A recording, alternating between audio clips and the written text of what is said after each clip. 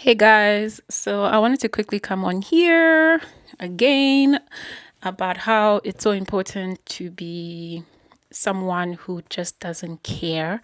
Not caring, I mean, that not that you don't care, but I think as women, what I've observed, I think maybe I'm getting this revelation before I turn 40 next year.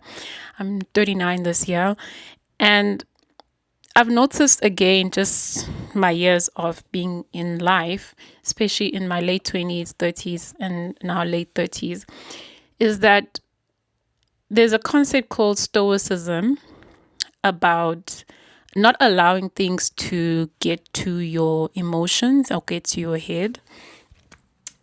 And how I have consciously made a decision not to allow things outside of my control to get to my head. Now, stick with me. I need you to stick with me. So, as women, especially women, we are emotional beings. When people say, women, they really think of everything, they think of everybody. And sometimes that can happen at a fault, right? At your own fault. And not caring is not, it's not saying I don't care about nobody. It's saying I'm not going to care about things that I cannot control. I'm not going to care about people's reactions that I cannot control. I am going to care more about what's within my own control, what's within my own locus of control.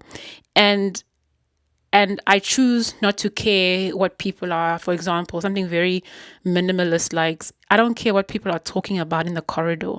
Maybe the old you would be like, I wonder what they're talking about. I wonder what they're saying.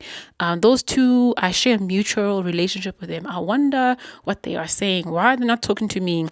Let things be. Let people be. If people are going to be peoplering, if there's such a thing, let them people. That is the quickest way to get yourself back to your senses. That is the quickest way to protect your mental health.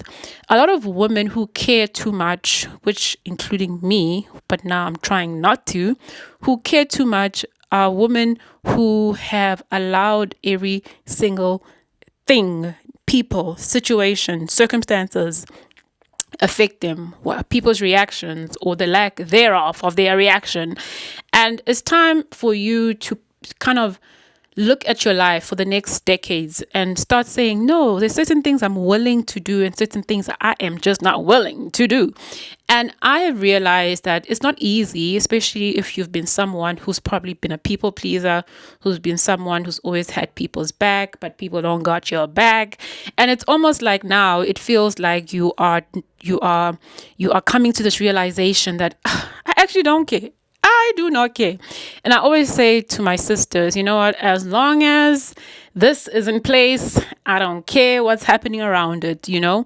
And it's not because you are being pessimistic or you're being weird. You are literally trying to protect your mind. You are trying to protect your mental health. And it's so important to protect your mental health and guard your heart with all diligence, because the Bible does say out of it flows the issues of life. Okay. And I just feel like as I've gotten older, now that I'm turning 40, I don't care. I don't care if you think you're the big you are if you think you're Beyonce. I don't care if you think I care about what you did or what you didn't do.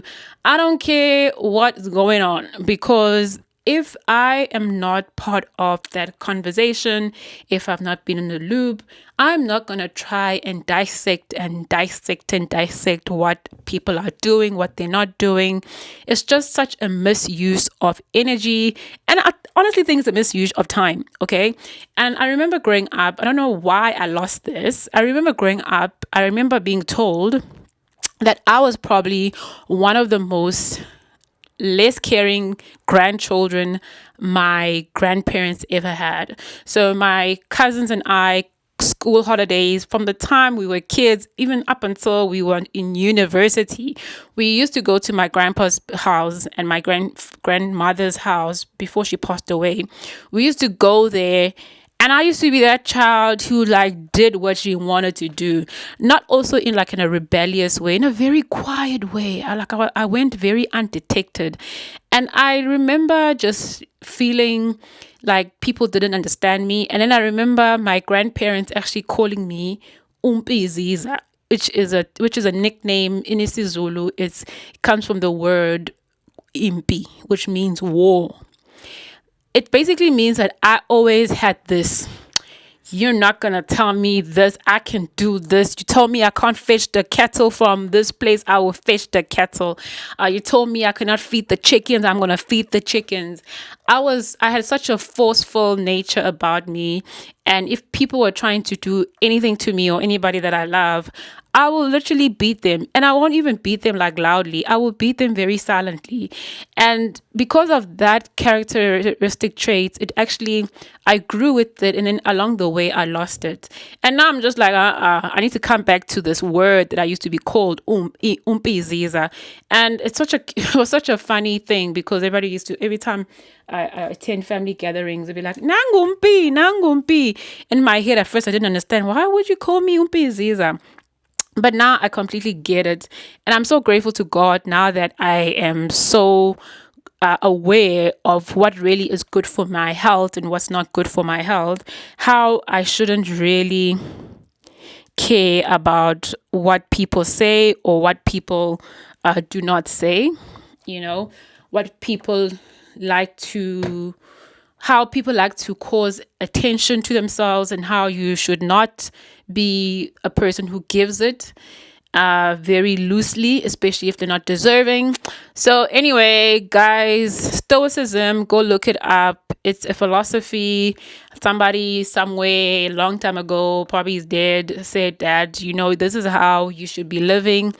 And I also think it's not just a philosophy. Jesus did this quite very well. Jesus told the disciples, listen, guys, now that I'm starting this ministry, y'all are going to go 2 by 2. However, if you get to a house and nobody receives you, nobody welcomes you, I need you to stand up and shake the dust off your feet and go. Okay? Jesus wasn't about the life of, I wonder why they're not welcoming us. He literally told them, it was one of the things he told the disciples when the ministry started in the Gospels.